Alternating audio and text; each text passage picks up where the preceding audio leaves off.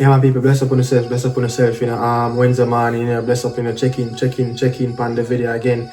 You know, look, you know, we have to jump another morning inside, man. You know, bless up on yourself, good day to everybody, you know, checking in as usual. You don't know, remember, don't forget to like, share, comment, and subscribe to the channel. We really appreciate it as well, you understand? But, I mean, look, you know, mainly, you know, we're going to discuss what you saw on the thumbnail, you know, the trio. Yeah, the midfield trio, you know, Lewis Baker, you know, John Russell, and also Isaac Hayden. Yeah, 3 players that's playing below the English Premier League in the EFL tournament, you know, championship, and also League One. You know, I'm going to give my take on, you know, Tegat Davis going back again to his, you will say, his boyhood club, you know, originally known as what I know of growing up, Seba, you understand, Montego Bay, you know, you name it, you understand? And also, you know, look, man, you know, Jwpl, with Jamaican, you know, the Jamaican Women's Premier League as usual. You know, so many, you know, stuff been happening, you know, in sports locally and abroad. You know, but I mean, look, you know, I'm going to give my take on what I really think. So many, you know, noise around Lewis Baker about his passport, his presence, you know, will be in the JFFP coming in a couple window from now. Is it March? Is it June? Is it the summer for the World Cup? I don't know. Or is it for the World Cup qualifiers in September as well? You know. But right after this, you know, we jump right into the video.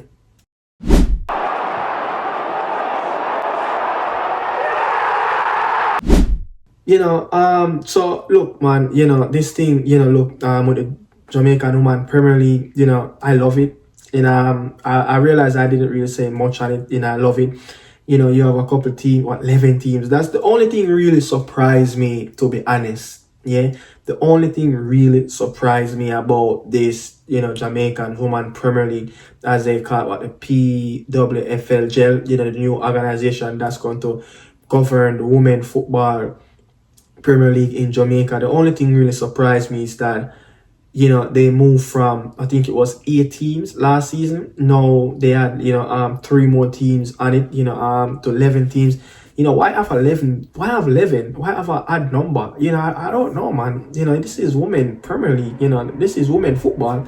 You know, the quality is not as deep as you will say the men's, yeah, in Jamaica. I mean, why move it from, you know, 8? Yeah, I think it's 8. If I'm wrong, you can correct me in the comment section, but I quite sure I think it was 8.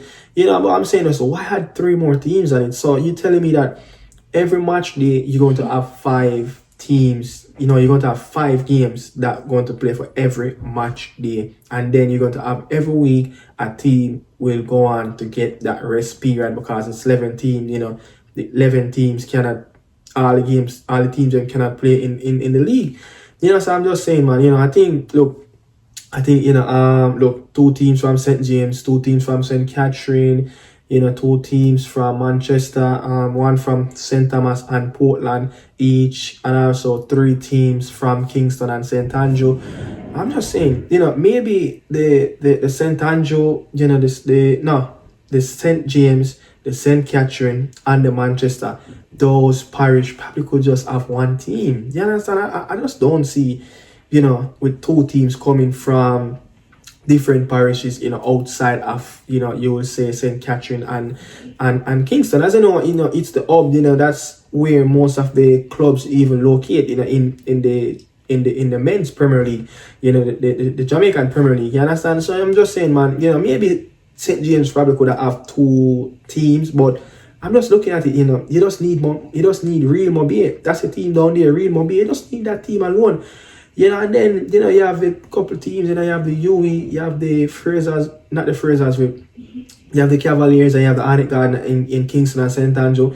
And I'm just looking at it, man. But I mean, it's a good look, you know, the personals that really advertising, you know, the Premier League for the women, it's really good. I really like it. You understand? Hopefully, you know, those persons can push it, you know, they can use, you know, their background and what they represent, you know, in their career to help push it. You know, a lot of corporate people is on board as well. I like it.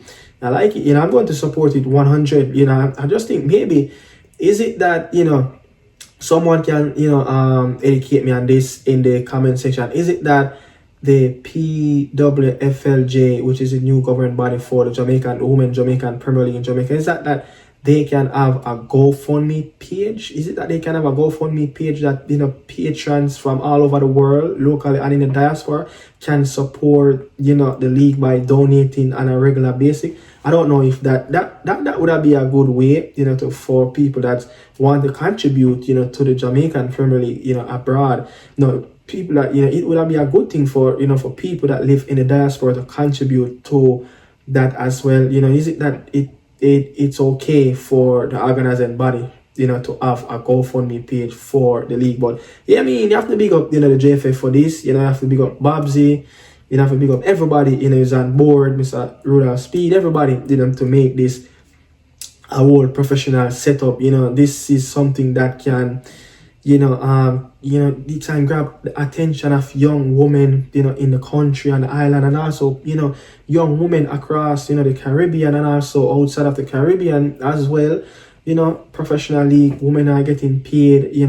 Look, it's revenue for the country. And once little girls growing up and hearing that it's a professional league on the woman's scale and they are getting paid, it's a good thing. You will attract a lot more eyes. But love to see after this they go into the grassroots and actually go down there and start to do some real development, and start to nurture the young 10, 9, 7, 8 years old, and make them be a very good player, and help develop them and get them into the Jamaican Premier League as well. Not every one of them will go to the Premier League. You're going to have some diverse into the workforce, some going to migrate, you understand? But get that little ones that really dedicated and want to play the football. But moving on, but big news, right after the Monday night game,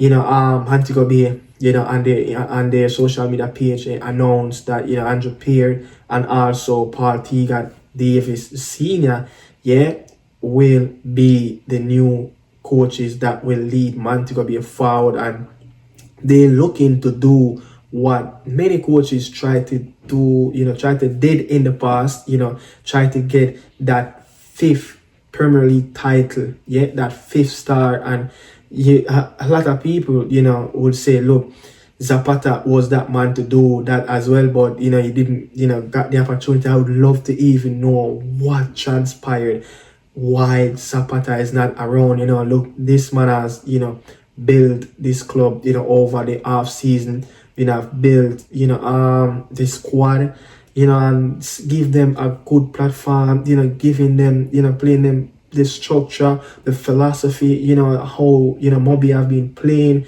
throughout, the entire season. Yes, they have breakoffs where they go and look at bad runs, bad spells. It's something that's happened something that's happened to every club, in any league. You understand? But I mean, Paul Tegat Davis, a man himself, from the West, a man himself that, you would say probably grown, supporting, Montego Bay club, so many experience playing in Egypt. Someone that had over 50 caps for the national team, someone have scored over 15 goals for the national team.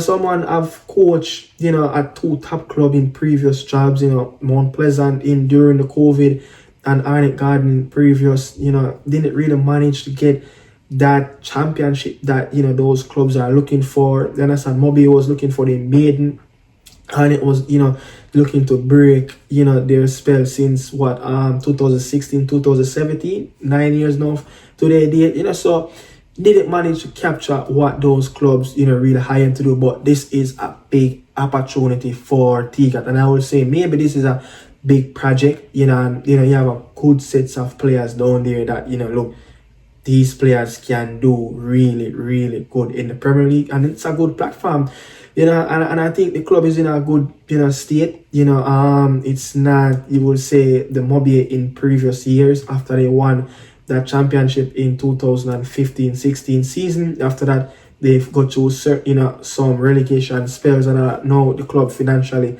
well sustainable, well run.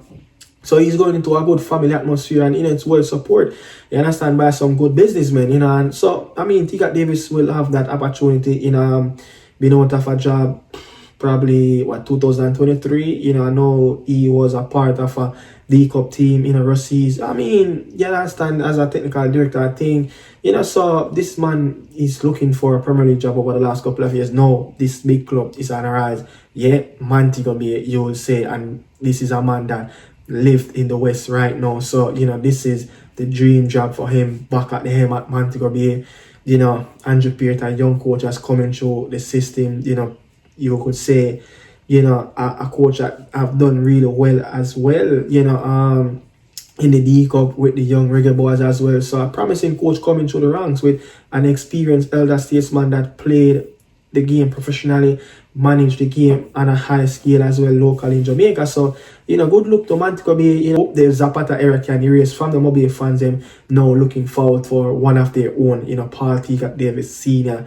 But I'm just saying, look, is this the trio that can lead the reggaeboyz to the next level? So many of my co-workers, in around the space talking about Louis Baker. I don't know, man.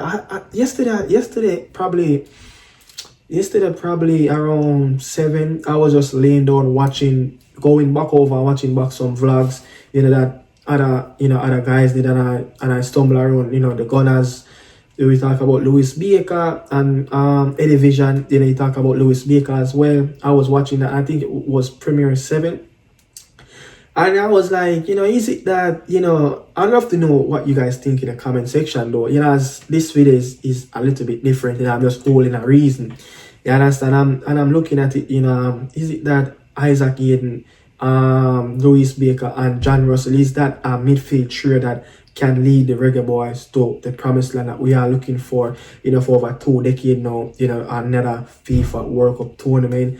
And not even just a FIFA World Cup tournament, can we capture a continental, trophy, this summer, a couple months down the stretch from now? Can we compete against, the McKenny, the Pulisic, the Johnny Cardoza, the Musa, the Tyler Adams? Can this midfield co-op with the big guns in CONCACAF, the Alvarez, the Luis Romo, the Chavez, the Eric Sanchez of Mexico, you name it. You understand? The Carrasquilla, in the Panama team, so, and the young bloods that's coming through, for Costa Rica, and and looking at, Guatemala coming up with some very promising players, so can those 3 players that name I call, the Louis Baker, the Isaac Hayden, the John Russell, 2 championship player, 1 players in the League One, but look, let's start though. Look, the Louis Baker one is a really strange one. Really look at his career, over the last couple of years. He actually supposed to get booed out. He got booed out of the Stoke City team, just like Daniel Johnson. I think it was Steven Schumacher, when he came in of 2023, he came at Stoke City and he just didn't favor, DJ just start to be more on the bench, not in match day squad. Louis Baker, was getting a little bit game, but then after, the summer, he decided like he's not in my plans, go to loan at Blackburn, but a promising manager that walked through the door at Stoke City at Bet360 Stadium, which used to known as the Britannia Stadium. When you talk about Stoke City, you have to talk about Tony Pulis, Rory Dilla, Peter Crouch, our own Ricardo Fuller, the Langtro, the Langtro FC, the team that 11 man on the pitch, have what the average height of the team, I think at the time was 6'2", yeah. But get back on track. But Mark Robbins walked through the door, a promising, championship manager, someone who bought Joe Latibody, someone who bought a Casey Palmer at Coventry. And look, he over, like you're talking about the new generation of coach that's coming through in the championship. Mark Robbins is that one, not like a new coach in terms of his age, but very experienced, but the new era of coach is a part of that. He's been at Coventry for 7 years, and talking about Mark Robbins, this is what he have to say and why he called back Louis Baker from Blackburn. You recall Lewis Baker from his loan spell at Blackburn Rovers. Can you give us an insight into the reasoning behind that decision? Quality Championship player. I like him. I think he's a really good player. I think that Lewis is great to have around. I think he's a really good personality, really good quality, brilliant pedigree as well, and he's been here for a number of years. Knows the club, knows what it's all about. For me, it was very straightforward just to trigger that after having conversations with Lou. You know, so that's Mark Robbins, you know, talking about Lewis Baker and why, you know, he chose to call back Lewis Baker, a very experienced player at this level. Lewis Baker played in Turkey, Germany, you know, Netherlands, you know, England, you know, in the top flight league as well. So, you know, you would say a very experienced player, 29, played over 15 seasons in his career so far. That's a lot. Yeah, over 15 seasons this man have played in his career. That's a lot of seasons.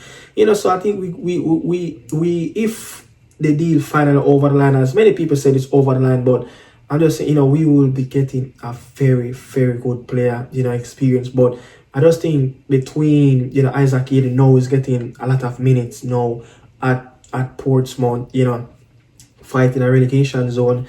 You know, John Russell continue to perform. I think this season, you know, you would say of his career so far, you would highlight this season as one of his best so far. You know, at 5 goals, I think he chipped in at Barnes. So, you know, I mean, Lewis Baker now is the one that out of the two that I just called, now start to play that now manager that someone believe in him. And right after, you know, Mark Robbins walked through the door at Stoke City, he looked on the list and he decided that Lewis Baker is on the list available to recall. Is it in his contract?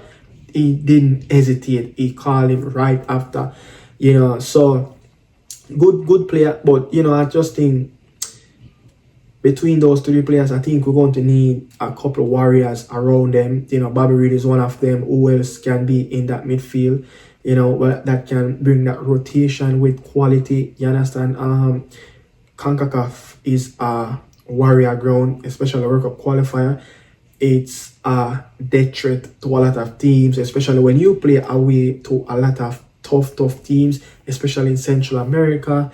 You know, so you're going to need, you know, those warrior, you know, that warrior mentality around them. And, you know, a Bobby Reid was been, you know, around the team for the last, 6 years now. You know, that experience, you know what it is to go down in Panama, Costa Rica, and some of these places to get 3 points, you know, and just have to just build a team around him. But I just think when I look at it, yeah, the team, now we're trying to, you know, getting the balance right in the midfield. Finally, it seems like things are moving the right way. Progression have been made over the last couple of months. Contacts to players that want, you know, the coach want to see in the reggaeboyz colours. But now the midfield is like a shallow. No, the centre forward position is like it's a shallow grave at this moment. And you're looking at it like the midfield was that gap that we need to plug in.